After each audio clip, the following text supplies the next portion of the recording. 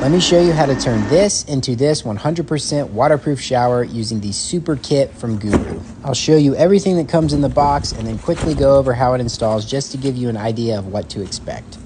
A styrofoam sill, a roll of waterproofing membrane, shower drain trim, corners, shower valve, and shower head seal.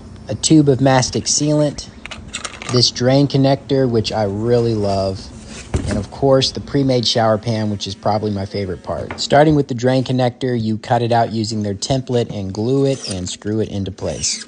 If you have to cut your shower pan, you can use a saw or you can use a razor knife, which is much cleaner. It just takes a little bit longer. If you're wondering about the pan, it's a really hard foam that starts at 7/8 at the thickest point. To install it, you just thin set it into place, and you want to make sure you get really good coverage is all. And I like to walk on it like crazy to really squish it in there and make sure it's covered well.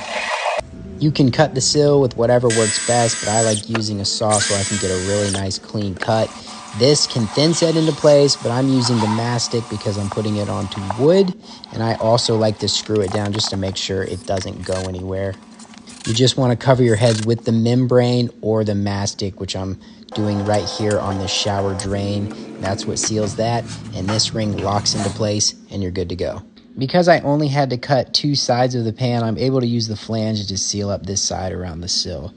The kit comes with one 33-foot roll of membrane or two 16-foot rolls.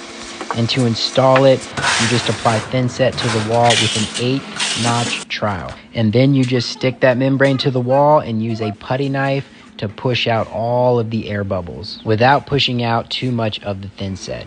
And you need to make sure you lap your membrane 4 inches. The corners are the only place where the membrane is not lapping 4 inches. So you have special corner pieces for that, for the inside and outside corners. And you just use a putty knife to hold it in place and pull out any air bubbles and make it nice and smooth. I like to wipe everything down with a sponge just to make sure there's no buildup. And it should look something like that.